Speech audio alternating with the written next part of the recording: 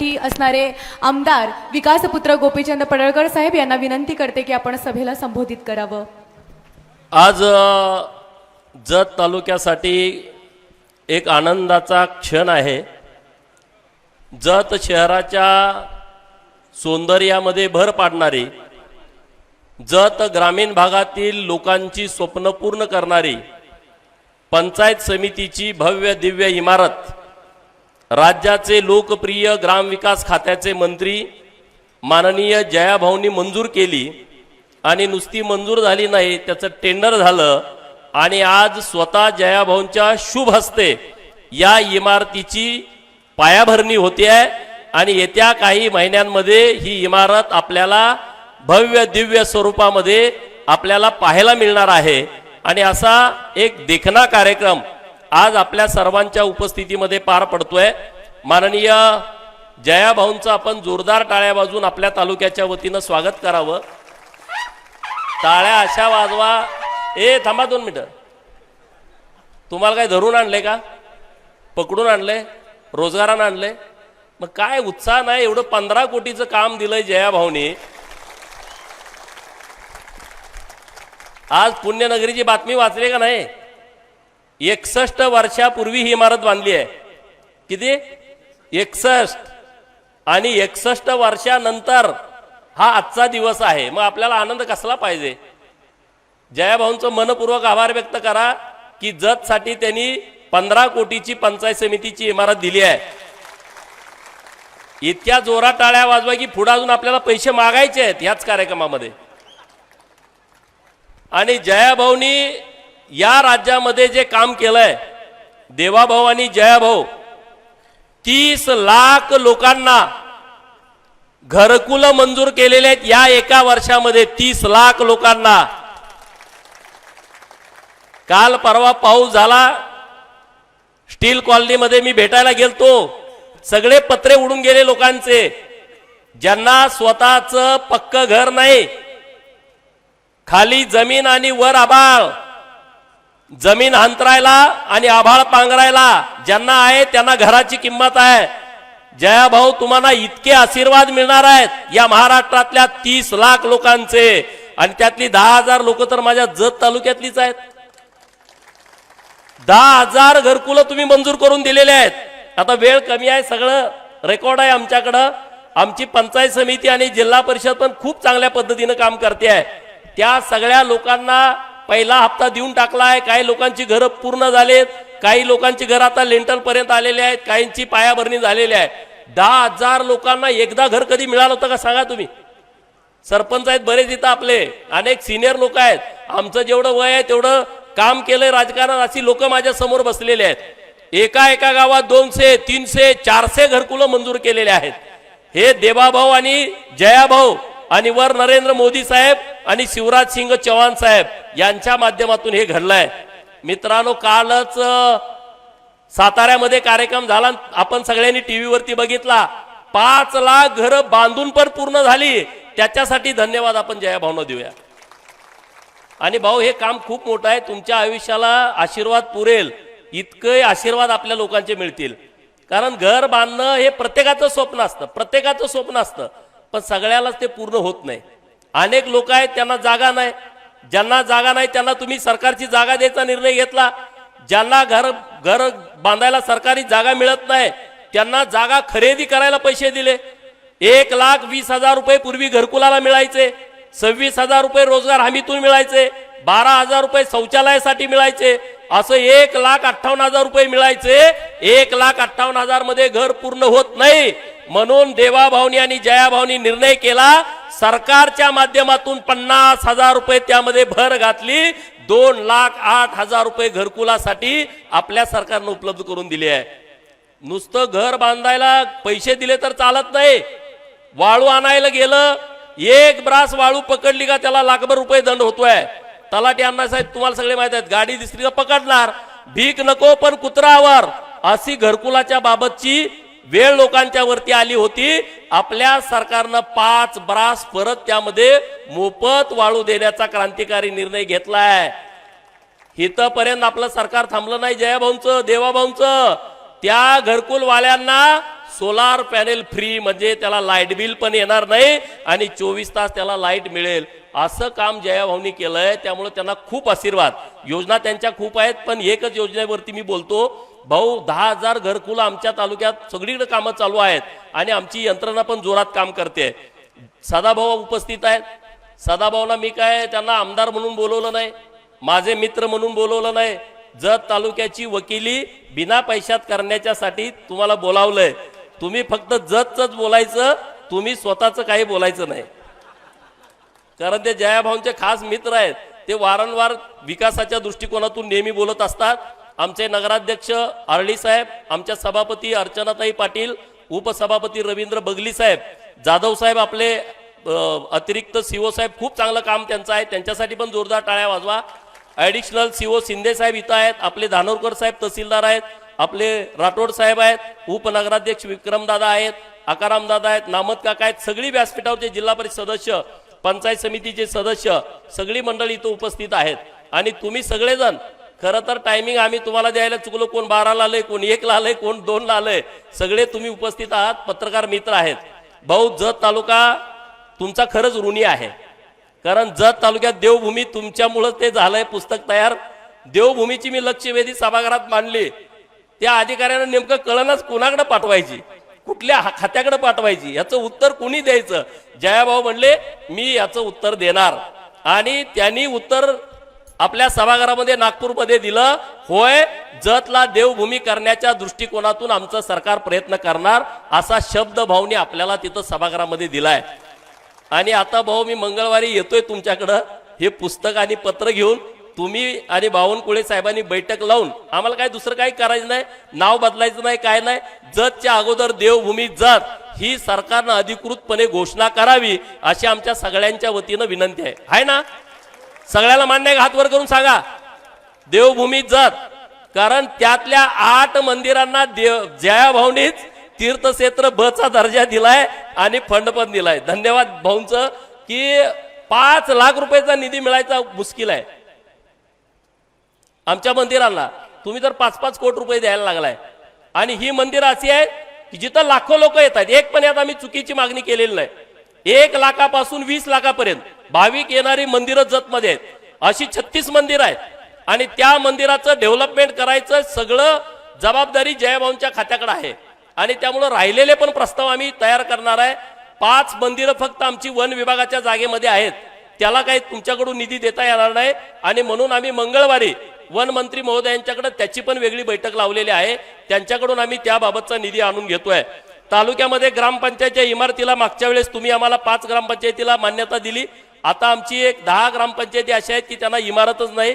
काही ग्रामपंचायतीच्या इमारती आहेत, त्यांना दुरुस्ती करण्याची आवश्यकता आहे. भाऊ तालुक्यामध्ये इतकं टॅलेंट आहे.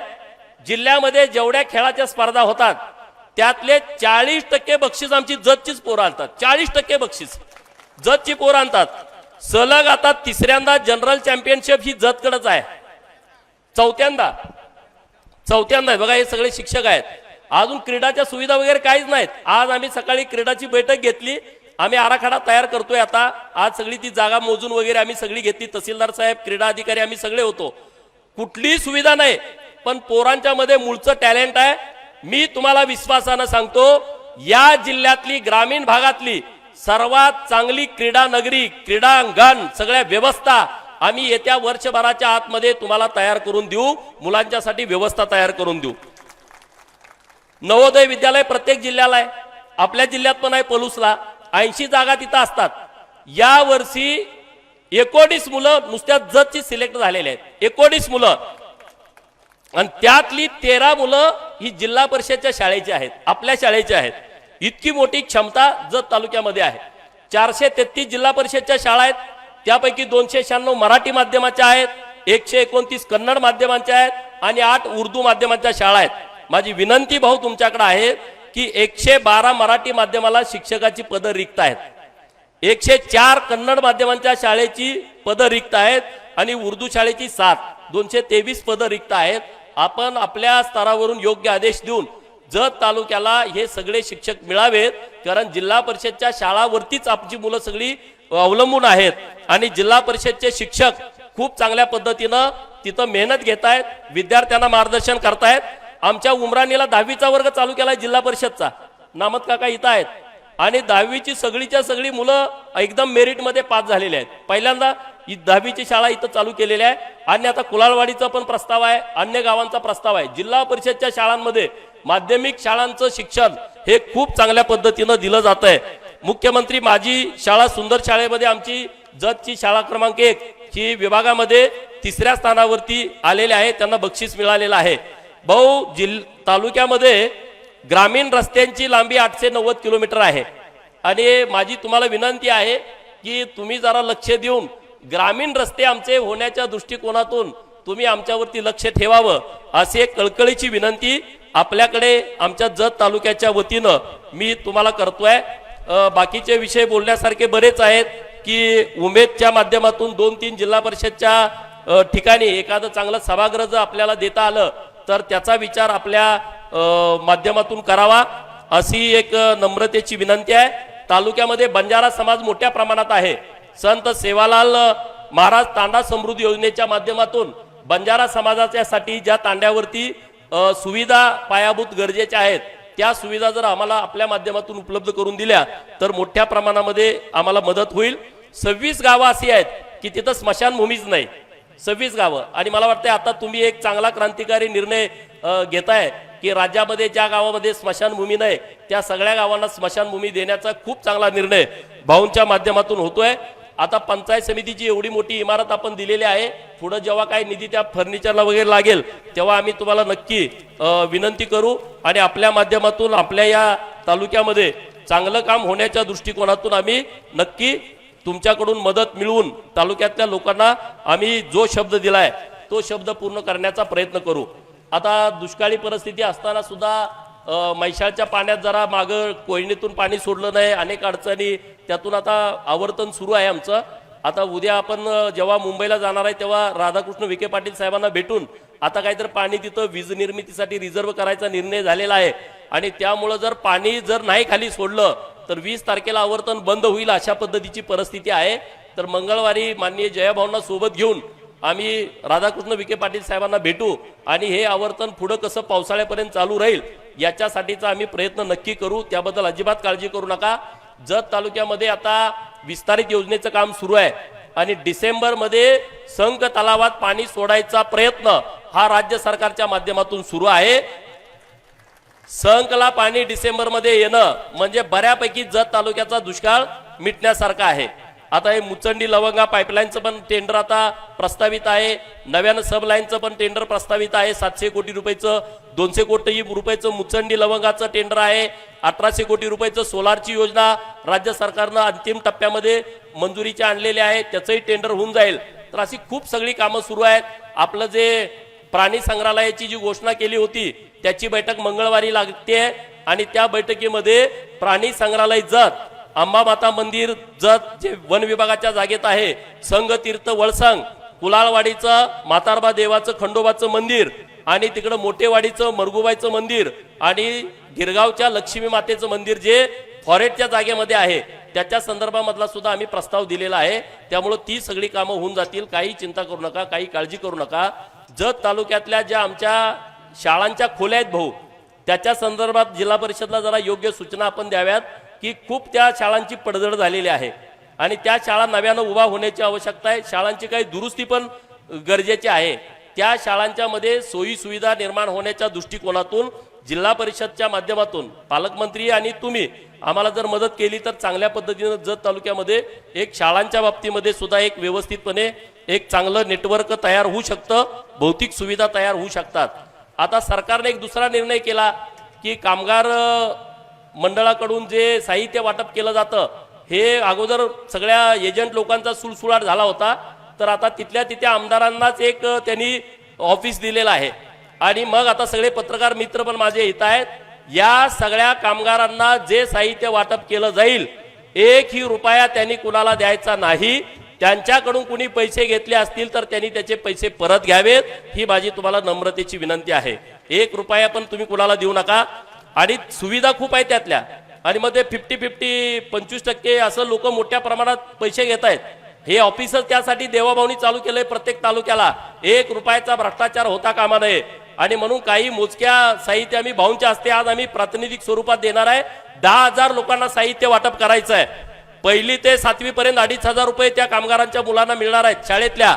5,000 रुपये 8वी ते 10वीच्या, 11-12वीच्या 10,000, 10 ते 12वी शिकणाऱ्या 50% गुण प्राप्त झालेल्या मुलांना 10,000 रुपये. पदवी अभ्यासक्रमासाठी प्रतिवर्ष 20,000 रुपये. वैद्यकीय डॉक्टरकीला मिळालं का 1 लाख रुपये. अभियांत्रिकीला इंजिनिअरिंगला मिळालं का 60,000 रुपये. शासन मान्य पदवी उत्तर पदविका जर घेतली तर 25,000 रुपये. जर मुलीचं लग्न ठरलं 51,000 रुपये. मुलीच्या लग्नाला 51,000 रुपये. कामगारांच्या पहिल्या विवाहाच्या खर्चापुरती 30,000 रुपये. प्रधानमंत्री श्रमयोगी मानधन योजना 4200 रुपये. जर नैसर्गिक प्रस्तुती झाली 15,000 रुपये. शस्त्रक्रिया करून प्रस्तुती झाली 20,000 रुपये. गंभीर आजार झाला 1 लाख रुपये.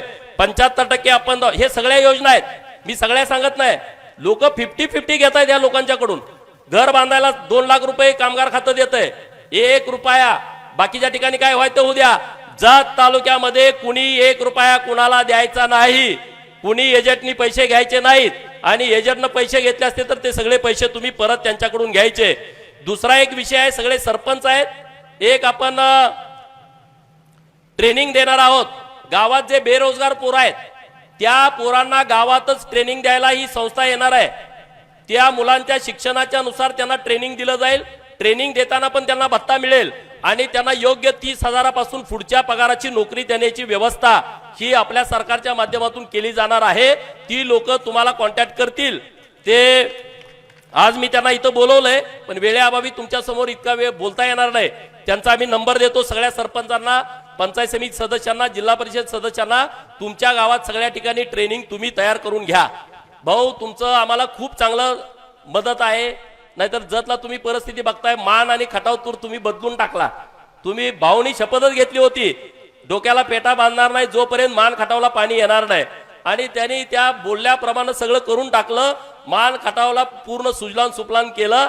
आणि आता मला जतला सुजलाम सुफलाम करण्यासाठी जयाभाऊंची खूप सारी मदत आहे. आणि त्यामुळे तुम्ही निश्चिंत राहा. विधानसभेला आम्ही जो जो शब्द तुम्हाला दिलाय तो शब्द आम्ही पूर्ण करणार. भाऊंच्याकडे एवढं मोठं खातं आहे. अंगणवाडी ताईंचं काम भाऊंच्याकडंच, शिक्षकांचं काम भाऊंच्याकडंच, ग्रामसेवकांचं काम भाऊंच्याकडंच, उमेदचं सगळं बचत गटाच्या सगळ्या महिलांचं खातं भाऊंच्याकडंच. म्हणजे कुठलं लागल ते सगळं भाऊंच्याकडेच आहे. ग्रामपंचायत इमारत लागली भाऊंच्याकडं, स्मशानभूमी लागली भाऊंच्याकडं, रस्ता लागला, पेविंग लागलं, काही ते ग्रामविकास खात्याकडेच संबंधित आहे. आणि आपला तालुका इतका मोठा आहे. 2,82,000 हेक्टर क्षेत्रफळ आहे. इतका मोठा तालुका आहे. म्हणजे 90 किलोमीटर कुंभारी पासून सुरुवात झाली गिरगावला जायला तर 90-100 किलोमीटर लागते. माझं गाव झरे शेवटचं गाव आहे तुमच्या मतदारसंघाला लागून. तिथून सांगली 95 किलोमीटर आहे. म्हणजे झऱ्यापासून सांगलीपर्यंत जावं तेवढा जत विधानसभा मतदारसंघ आहे. आणि त्यामुळे या मतदारसंघाचा संपूर्ण कायापालट करण्याची ताकद ही देवाभाऊंच्या सरकारमध्ये आहे. जयाभाऊंच्या खात्यामध्ये प्रचंड आपल्या सगळ्या तालुक्याशी रिलेटेड कामं निघतायत आणि ते कामं जयाभाऊ नक्की करतील. जयाभाऊंना मी खूप खूप शुभेच्छा देतो की एका सामान्य कुटुंबातला मुलगा, रेशन दुकानदाराचा पोरगा 4 वेळा मान खटाव सारख्या मतदारसंघाचा आमदार होतो. महाराष्ट्राच्या मंत्रिमंडळात कॅबिनेट मंत्री म्हणून बसतो आणि अखंड महाराष्ट्र ग्रामीण भाग बदलण्याची क्षमता ठेवतो. त्यांच्यासाठी आपण खूप खूप शुभेच्छा देऊया. आपल्या यल्लामा देवीच्या, दानम्मा देवीच्या चरणी प्रार्थना करूया की जयाभाऊंना खूप काम करण्याची शक्ती आमची देवभूमीच आहे. हो प्रचंड. म्हणजे आता लोकांना वाटतंय मी काय तर वेगळं सांगायला लागलोय का, पण वेगळं काहीच नाही. प्रभू रामचंद्राचा सहवास सुद्धा इथंच होता. भीमाने इथं बकासुराची हत्या केलेली आहे. बंकेश्वराचं इथं मंदिर आहे. माझ्या उंचीपेक्षा जास्त मोठी पिंडच आहे. इतकं मोठं. म्हणजे जेव्हा जेव्हा वध केला जायचा शत्रूचा तेव्हा ते मंदिर बनवायचे. ते बंकेश्वराचं मंदिर इथंच आहे.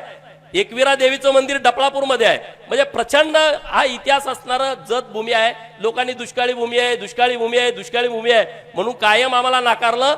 आता कुणी नाकारण्याची हिंमत करणार नाही. आम्ही प्रत्येकाच्या छाताडावर पाय देऊनच पुढे जाऊ. इतकी ताकद जतच्या लोकांच्या मध्ये आहे.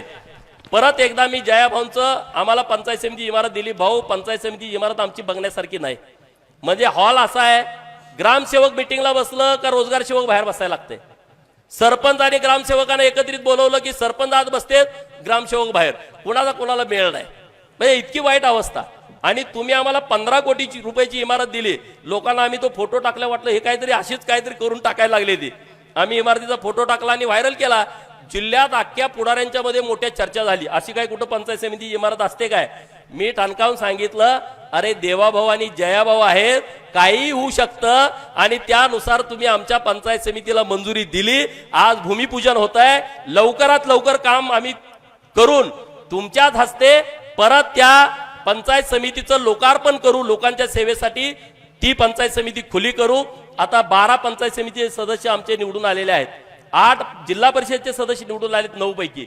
आणि सगळे यंग मुलं आहेत, तरुण मुलं आहेत. काम करण्याची त्यांच्याकडे प्रचंड इच्छा आहे आणि नेहमी ते लोकांच्या मध्ये जात आहेत. त्यांना सुद्धा एक चांगली ऊर्जा आपल्या आजच्या येण्यानं झालेली आहे.